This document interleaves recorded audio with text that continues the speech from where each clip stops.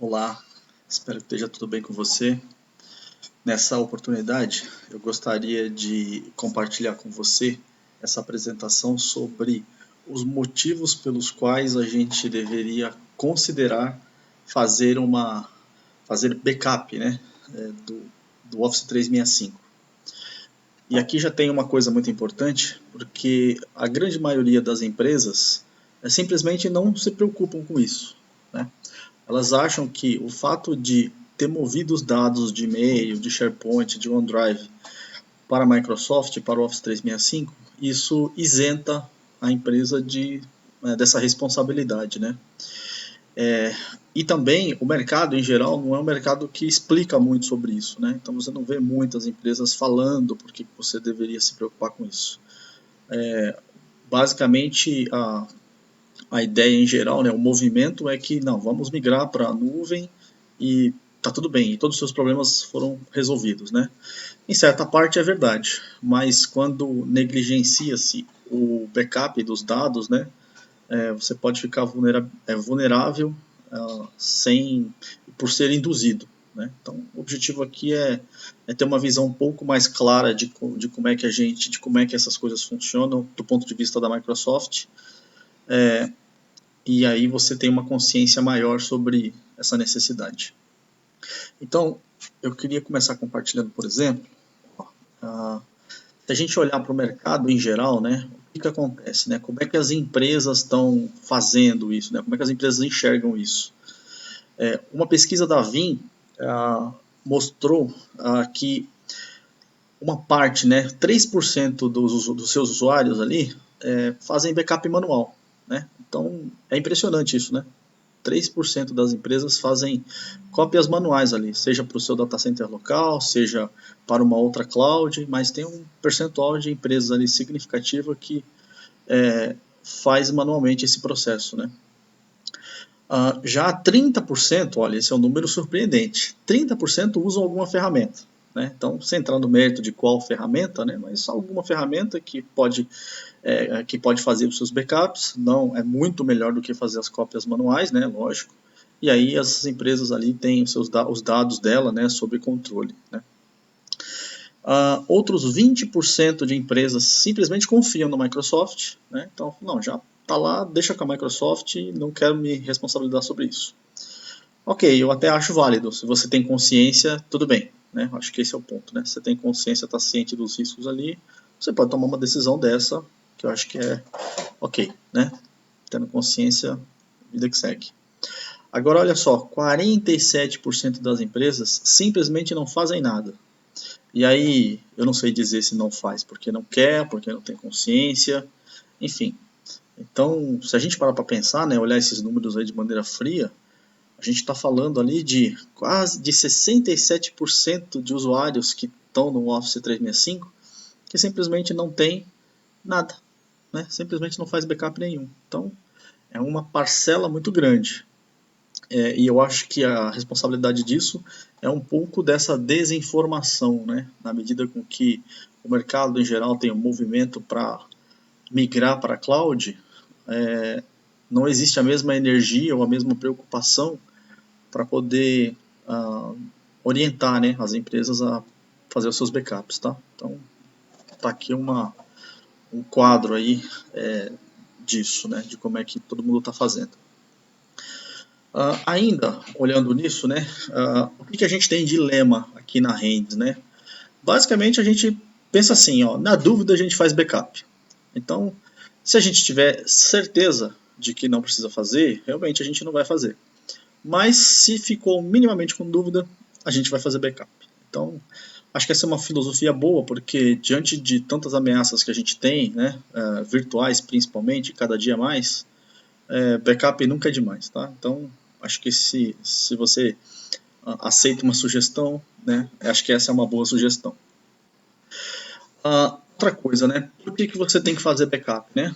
Porque simplesmente os dados pertencem à tua empresa, não pertencem à Microsoft, né? E por incrível que pareça, a própria Microsoft tem lá no site dela, né, uma definição muito clara disso. Falou, olha, os dados são dos clientes, não são da Microsoft, né? E quando a gente está pensando nos dados, né, imagine que você manda e-mails e dentro desses e-mails tem lá arquivos anexos, tem relatórios, tem faturas, tem projetos, tem acordos, enfim, praticamente circula tudo dentro do e-mail, né? Principalmente no mundo corporativo. E aí esse conteúdo aí que eu falei, ele é da tua empresa, né? Então o relatório técnico é da tua empresa, um projeto técnico é da sua empresa, né? Não importa se ele passou pela Microsoft ou, sei lá, pelo Google, né? Ele é uma informação e é um dado, da sua empresa. Então, se ele é seu, ninguém mais interessado em protegê-lo do que você mesmo. Tá? Então, acho que esse é um recado importante aí. Por que a gente tem que fazer backup disso? Tem um outro ponto muito importante, e esse realmente, para mim, é um dos mais fundamentais, né, nessa relação, né, que é o modelo de responsabilidade compartilhada. Né? Então, o que é um modelo de responsabilidade compartilhada? Né?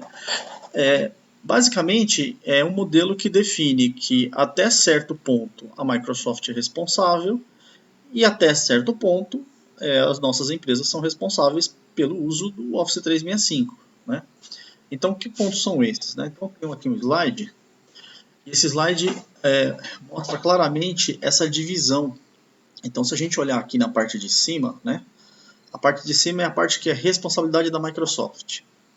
A parte de baixo é a parte que nós, como usuários do Office 365, somos responsáveis, né? Então, quando a gente olha um pouquinho mais, o que lá no centro de confiabilidade do Office 365 está escrito, né? A primeira coisa é que a infraestrutura global, né, ou seja, os servidores, a rede, firewall, sistema operacional, né, enfim, o Exchange propriamente dito, toda essa infraestrutura global ela é de responsabilidade da Microsoft. Né? Aí eles têm lá um tempo de atividade, né, do serviço na cloud, que na verdade é basicamente a disponibilidade, né, do serviço para a gente usar. Então a gente usa o Office 365 24/7, né? E quando tem um problema a gente tem um impacto grande. Então, para que esse tempo de atividade, né, para que essa disponibilidade seja alta, a Microsoft tem várias infraestruturas espalhadas no mundo e ela replica esse dado em outros servidores, em outros data centers. Né? Com isso, a Microsoft garante que o serviço vai estar sempre disponível. Tá? Esse aí é o ponto. Né? Você vai ter sempre o Office, ou pelo menos você vai ter um índice de disponibilidade ou de acessibilidade ao Office 365 muito grande. Mas os dados que estão lá dentro são seus. E aí a gente começa a descer aqui para a parte que a responsabilidade é nossa, né, de usuário. Né? Então, por exemplo, quem controla o acesso aos dados que estão lá dentro do Office 365 somos nós. Né? Então a gente vai entrar lá no Admin Center do Office 365, ou no Exchange Admin, ou lá no SharePoint, ou lá no Teams, e ali a gente vai conseguir dar permissão, dar os controles, dar os acessos. Né? Então essa responsabilidade é nossa. Né? Então quando entra um colaborador novo na empresa, né? Não é você que cria o usuário, né? Então você que está dando acesso ali. Então aqui já tem essa diferença muito clara entre uma empresa e outra. Né? Seguindo mais um pouquinho, a parte de tecnologia que está por trás do Office 365, né, ela é inclusive geograficamente redundante, né, e isso é responsabilidade da Microsoft. Então a Microsoft garante essa redundância, esses data centers espalhados geograficamente, inclusive, para poder garantir a disponibilidade. E quando a gente pensa, por exemplo, nas lixeiras, né? Então lá no e-mail tem lixeira, lá no SharePoint tem lixeira, né? Então quando a gente apaga alguma coisa, isso vai lá para a lixeira. E aí o que está lá na lixeira é responsabilidade da Microsoft, tá? Então esse é o papel deles. Aí quando a gente olha para o nosso papel, né? A responsabilidade de copiar esse conteúdo que está dentro do e-mail, do Exchange, do OneDrive ou do Teams, essa responsabilidade é nossa. Né? E guardar em um local diferente. Né? O ideal é que a gente guarde em outro lugar, porque se a Microsoft simplesmente para de funcionar as coisas na Azure, por exemplo, né? Então a gente gosta, por exemplo, tem o Office 365, a gente faz backup na Amazon, por exemplo, ou na Equinix, ou no Google. Né? Enfim, tudo bem, poderia ser na Azure também, pelo menos é bom ter um backup. Né? Ou on-premises, por exemplo. Né? Eu sei que é meio contrassenso isso, mas tem casos de cliente que tem backup no seu data center local. Né? Por quê? Porque enxerga aí esse modelo de responsabilidade compartilhada e toma as ações ali que importam para o seu caso específico, né? E também a retenção dos dados, né? Quer dizer, a Microsoft vai guardar lá infinitamente os dados? Não, né? Quem tem que guardar isso é você, né? A nossa empresa. E aí, quando a gente fala de guardar, a gente tem que inclusive pensar nas versões disso, né? Porque sempre vai ter brecha de vazamento não, sempre vai ter brecha de recuperação de dados, né? Então, por exemplo, imagina que eu tenho um mailbox lá, que eu vou recebendo e-mail o tempo todo, tal, e a Microsoft, quando tiver espaço lá, você vai guardando. Mas se em um dado momento um e-mail for apagado, aquele mailbox vai continuar existindo, mas aquele e-mail não vai estar lá, né? Então, se eu tiver backup, eu posso voltar aquele e-mail, por exemplo, né, no tempo, né? Então eu vejo mais ou menos quando aconteceu o problema, ou eu mando fazer uma pesquisa, por exemplo, por palavras-chave, de quem mandou, para quem foi, eu vou achar essa mensagem e eu posso recuperar essa mensagem, né? Então, essa questão de versionar e recuperar é responsabilidade nossa, né?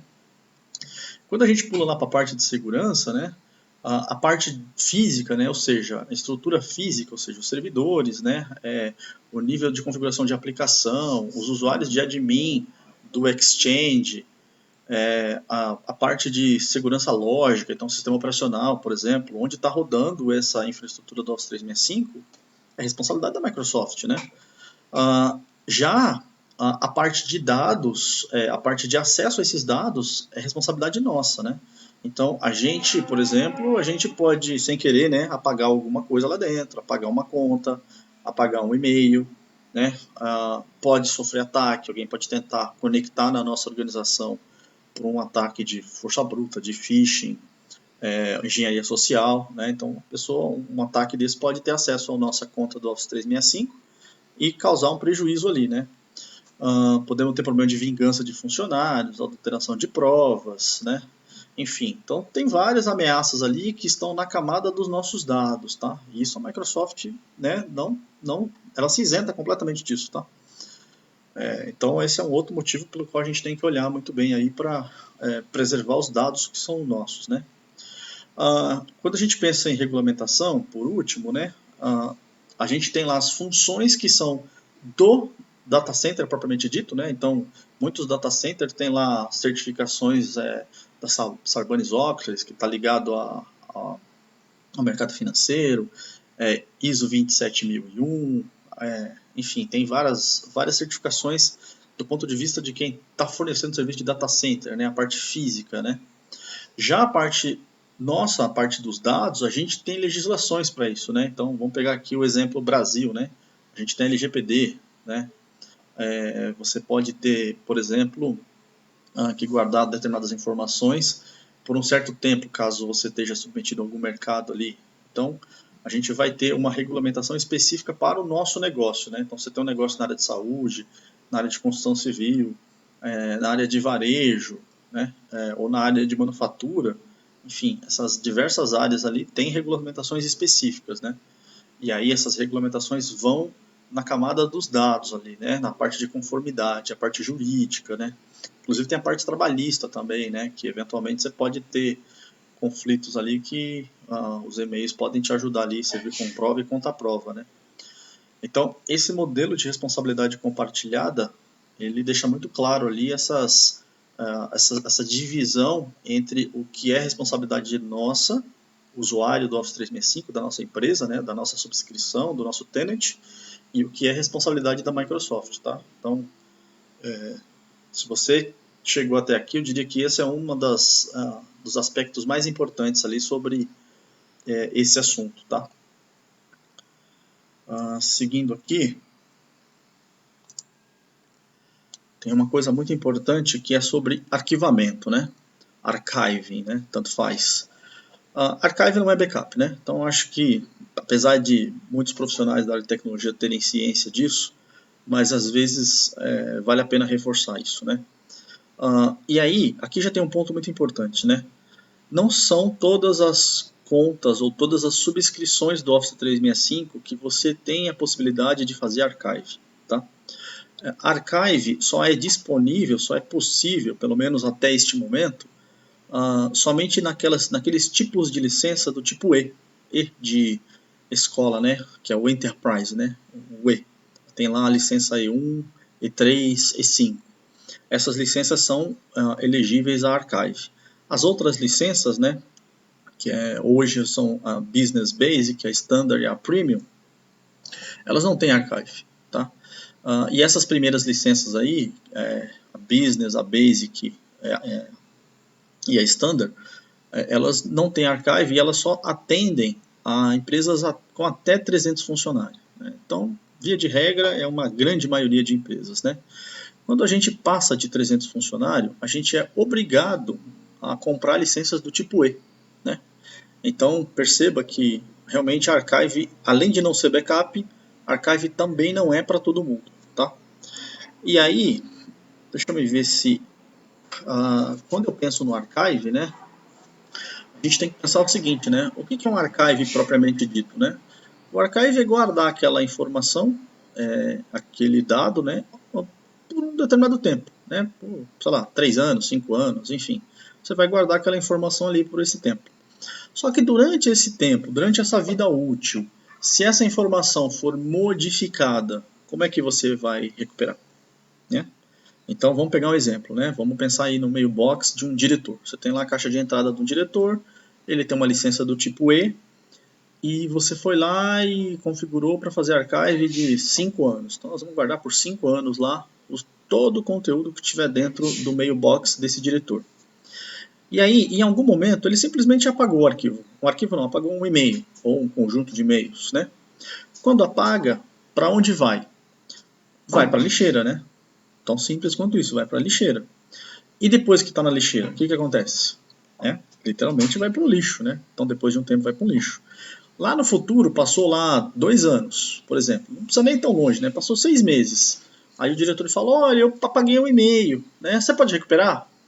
Aí você vai olhar lá no seu mailbox, né? Na sua caixa de entrada, por exemplo, nas pastas que foram criadas. Esse e-mail vai estar lá? Não vai, né? Certo? Por quê? Porque ele foi apagado durante o ciclo de vida dele, né? Então, o Archive resolve um problema de guardar dado ao longo do tempo, mas não resolve o problema de backup. Né? Então, a ideia é que você tenha as duas coisas, né, tanto o backup quanto o archive, para resolver isso. Né? Porque, basicamente, a diferença técnica entre backup e archive, além do prazo, né, quanto tempo eu estou guardando essa informação, o backup é versionado, né? Ele tem versões de backup. Então, eu posso ter versões de backup diário, se eu quiser. Né? De maneira com que eu possa voltar no tempo e recuperar aquela informação. Tá? Então, muito atento aí a essa diferença importante e a forma como você enxerga aí essa proteção de dados. Outro motivo importante, né, para você fazer backup do Office 365. Será que alguém já leu o contrato da Microsoft? Especificamente lá no termo onde diz sobre os dados, de quem que o que está escrito ali, né? Acho que muita gente não leu, né? Bom, eu li, tá?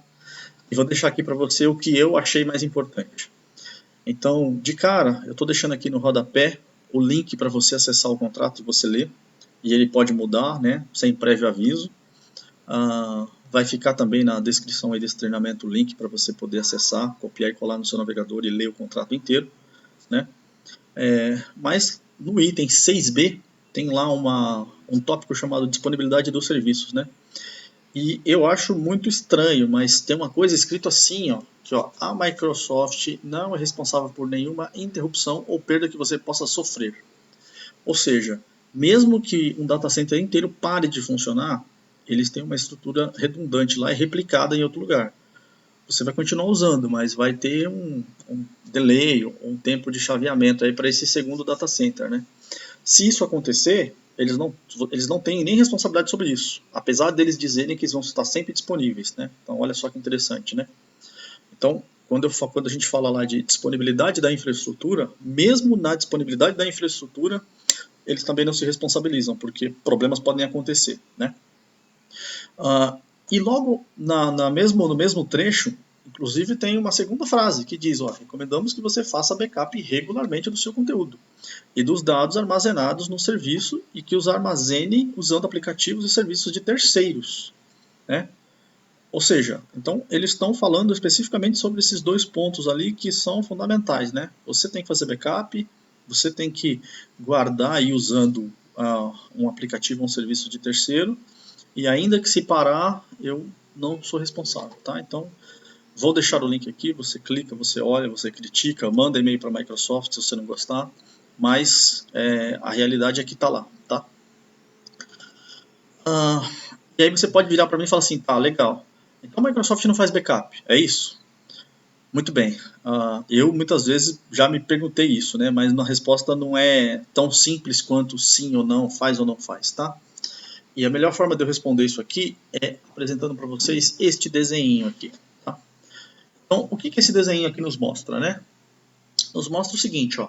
Todos os dados de pastas ou de caixa de entrada, né? Ou seja, todos os e-mails, por exemplo, lá no Office 365, que está no teu inbox, na tua caixa de entrada do teu e-mail, o que eles fazem lá? Vai passando o tempo, depois de um dado momento, ele vai jogar para archive, sozinho, tá? Então, fica lá, vai ficando disponível ao longo de uma semana, mês, ano, e por default, se você não configurar nada, 2 anos ele começa a mover para archive, tá? Se você entrar lá nas opções, nas propriedades da tua conta, lá no teu Outlook, por exemplo, você vai ver que você tem lá essa opção que você pode definir um cache lá, inclusive, sobre isso. E aí ele move lá. Esse é o tal do archive, que você só consegue fazer nas licenças do tipo E, né? E1, E3 e 5. Agora, vamos complicar mais um pouquinho, né? Se você apagar um item, né, lá no e-mail, por exemplo, o que vai acontecer? Ele vai lá para a lixeira. E ele vai ficar lá na lixeira, ó, 30 dias. Depois dos 30 dias, ele é apagado permanentemente.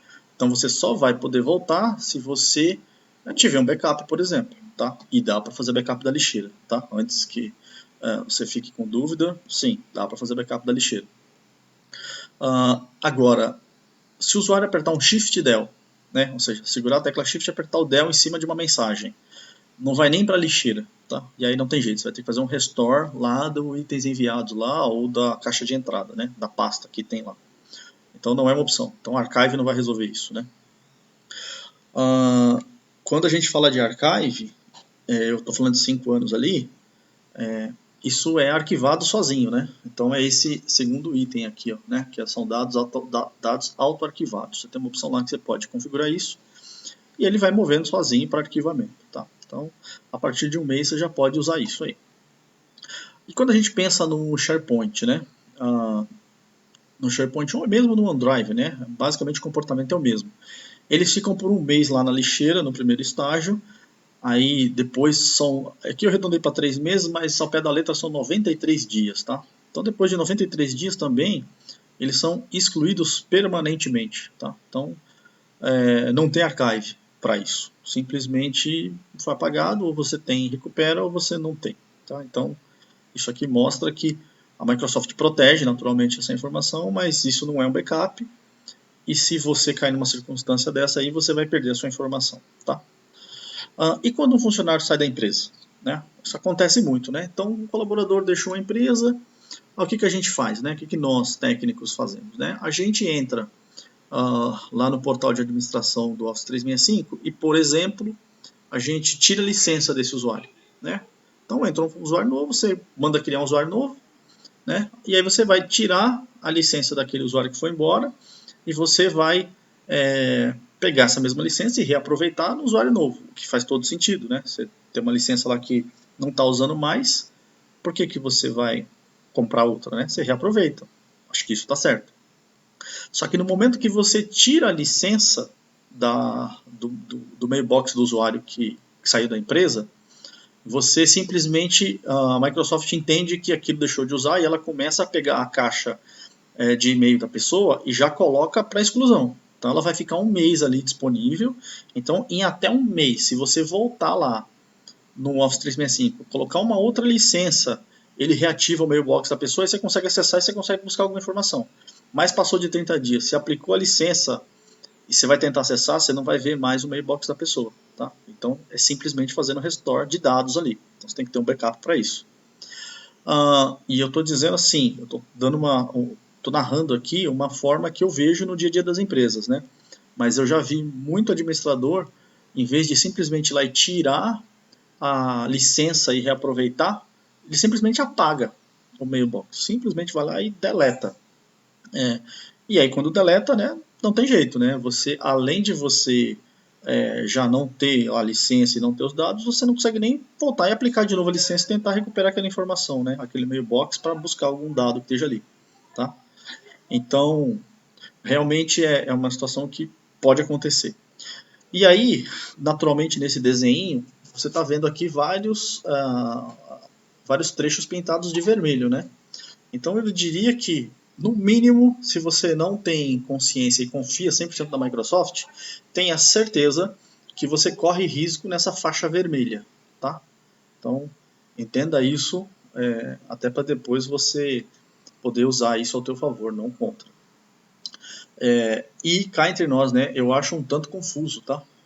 Mesmo trabalhando há muito tempo com tecnologia, lendo quase todo dia sobre Microsoft, eu acho que poderia ser muito mais simples isso, tá? Mas essa é a realidade e essa é a regra. Então, tenha isso em mente. Se você quiser ter mais noções de todos esses detalhes aqui, porque isso é muito mais complicado, eu dei uma resumidinha aqui nesse slide, tá? Eu estou deixando o link aqui também. Vou deixar em algum lugar aí para você poder clicar, copiar e abrir no teu navegador. E você mesmo olha e você vai poder ver isso aí até com mais detalhes, tá? Então, a resposta é: Microsoft faz backup? Faz em um determinado contexto, que é esse o contexto, tá? Se você quiser ter um backup mesmo protegido, você vai ter que criar suas políticas e colocar para rodar lá os jobs e etc. Tá? Muito bem.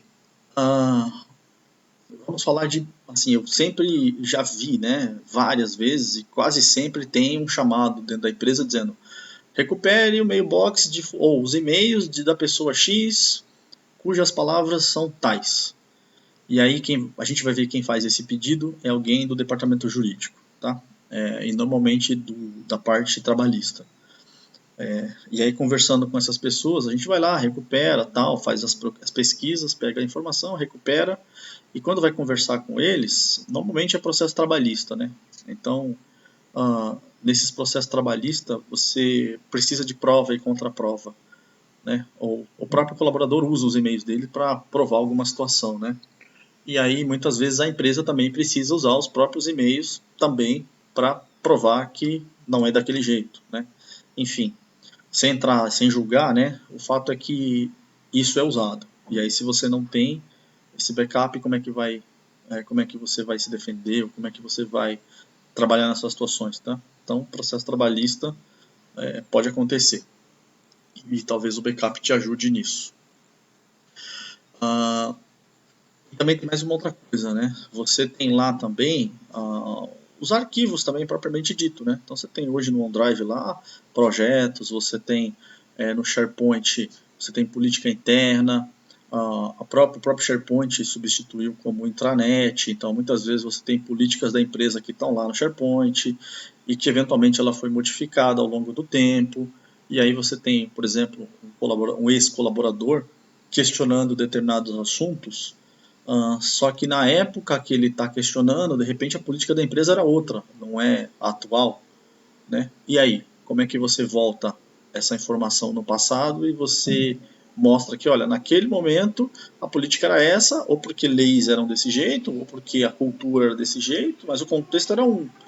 E eventualmente passou-se muito tempo e o colaborador está cobrando uma outra coisa, né? Então, né, não é só e-mail, mas os arquivos e os projetos, né, que estão lá em arquivos, os relatórios e as suas próprias políticas que podem estar no SharePoint, e o SharePoint substitui o intranet, né? Então,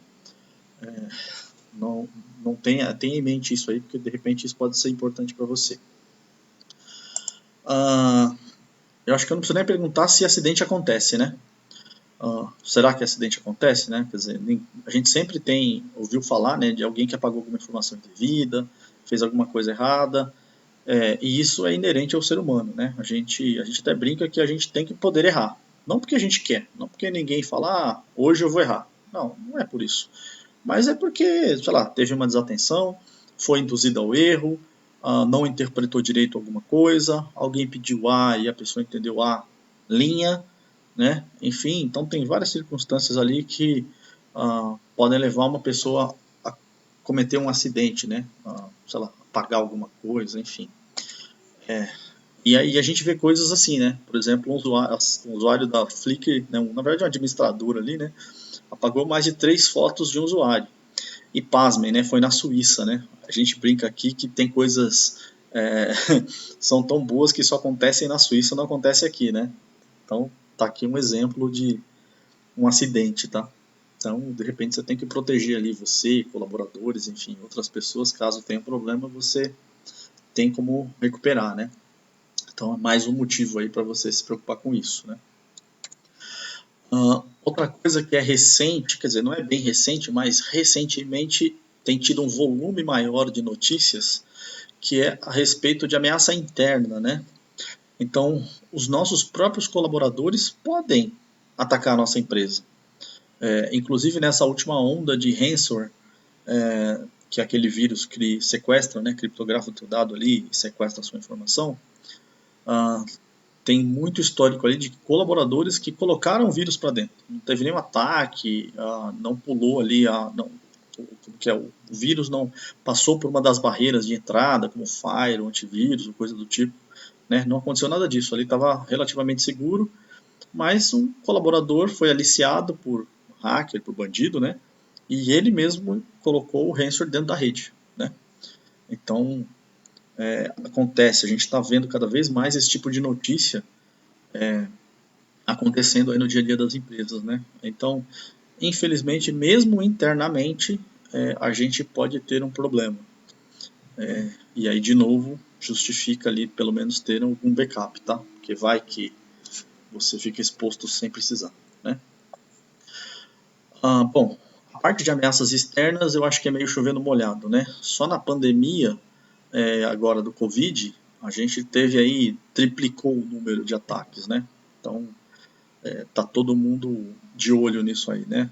Recentemente a gente pode comentar os casos da CVC, da Lojas Renner, da JBS, do Fleury, enfim, tem casos aí emblemáticos, né?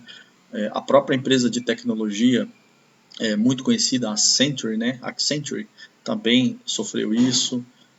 A gente aqui na Rendes tivemos vários clientes nossos infectados e tal. Só para falar de ransomware, para você ter uma ideia, né? Você olha, por exemplo, no Firewall, a quantidade de ataques de IPs que tem lá, de coisas estranhas, é absurda, né? Então, realmente, a parte de ameaça externa, né, que está fora da nossa empresa, é um problema crescente e constante, tá? E aí eu não preciso dizer que isso tudo vai te ajudar, pelo menos a ter um pouco mais de consciência se você deve ter pelo menos backup ou não, né? E o backup é a última barreira, tá? Se o seu backup não funcionou, você não volta mais a sua informação. Também tem a questão de requisitos legais, né? Quer dizer, por que eu tenho que fazer backup do Office 365, né? Então, toda empresa tem lá uma certa legislação, né, para cumprir. E sem entrar no mérito de qual legislação, mas se a gente pegar, por exemplo, a LGPD, que atinge indiscriminadamente a todas as empresas no Brasil, lá tem um item muito simples, né, que diz, não importa onde os seus dados são enviados, né, por onde eles são enviados ou para onde eles são enviados, né, não importa onde eles são processados e não importa onde eles são armazenados, né, você é responsável por aquilo, né, por estabelecer os controles de privacidade, proteger a informação do teu colaborador ou daquela pessoa ali que está trabalhando, né, ou que está envolvida naquilo. Então, esse é só um exemplo, né? Muito certamente tem um monte de outras leis ali. Então, acho que você deveria olhar para o seu mercado e tentar imaginar ou conversar com alguém que conheça para saber quais leis você está submetido, para aí sim você ter os backups alinhados com o seu compliance, tá? É importante. Então assim, não adianta eu estou falando aqui porque eu estou vendo, as leis falam, a Microsoft fala, a informação é sua, os ataques acontecem, internos e externos, empresas fazem as coisas do jeito que elas quiserem, né? Naturalmente todo mundo é livre, mas quando a gente olha, por exemplo, para o mercado, para os analistas de mercado, o que eles dizem, né? Então, por exemplo, uma pesquisa lá do IDC, lá em 2008 e 2018, quer dizer, já faz algum tempo já, né, mostrou ali que quase 60% das organizações tiveram um ataque bem sucedido, né? E quase 40% tinha alguma coisa envolvida com ransomware, né? Olha só. E aí, eles mesmos dizem que, por exemplo, ferramentas como o SaaS, né, que é um software como serviço, o Office 365, por exemplo, é um SaaS, né? Não é uma exceção, né? Não é uma exceção. E quase a metade dessas empresas sofreu um evento de dados irrecuperáveis nos últimos 3 anos, tá? Então, o próprio DC sugere, né, que tem que ter uma estratégia de backup em nível corporativo, tá? Para poder ter uma opção de recuperação, principalmente granular, né? Então, granular é assim, ó, se a gente tem, sei lá, uma conta de e-mail, né, um e-mail de uma pessoa. Aí, no conta de e-mail, você tem a caixa, o mailbox da pessoa. Aí você tem lá o e-mail da pessoa. E aí você pode, e o e-mail tem um anexo, por exemplo. Então, uma recuperação granular permite que você chegue lá no arquivo que está anexo ao e-mail e recupere só aquele arquivo, por exemplo. Né? Então, você consegue descer no último nível ali do dado, né, e você poder recuperar. Né? Isso é uma recuperação granular, tá? Então, os próprios analistas de mercado aí, principalmente voltado aos setores de tecnologia, que norteiam muitas das empresas, né, recomendam também. Tá? E aí, caminhando aqui para um fim, então só para te ajudar, eu separei esse círculo aqui, e basicamente todos os pontos que eu falei aqui, que são 11 pontos, eles estão resumidos aqui. Né? Então, você vai poder ter fácil aqui na mão, e vai poder rapidamente falar para todo mundo sobre por que você está fazendo backup do Office 365 ou por que você deveria fazer backup do Office 365. Tá? Eu acredito que esse material aqui é tão importante porque muitas vezes a gente de tecnologia não consegue convencer um diretor financeiro, um vice-presidente ou alguma outra pessoa em um nível superior, hierarquicamente falando, né, de que é importante a gente ter isso. E muitas vezes a gente só consegue depois de muita explicação, muito dado, muita informação, muita conversa. Então esse material ajuda nesse sentido e eu vou deixar ele disponível, tanto o vídeo quanto essa apresentação, eu vou deixar ela disponível para você fazer download e você poder usar ela sempre que você quiser. Tá? Então a ideia é que você tenha essa informação e você possa multiplicar, ser um agente multiplicador e eventualmente essas informações aqui, essa apresentação e esse vídeo possa colaborar para te ajudar com esses argumentos, tá? Então vai ficar tudo disponível para você baixar esses materiais todos, tá? E por último, eu só tenho uma coisa a dizer, né? Obrigado pelo seu tempo. Espero que você continue aí no desenvolvimento aí de tecnologia da tua empresa e faça backup e seja feliz. Fique bem e até uma próxima oportunidade.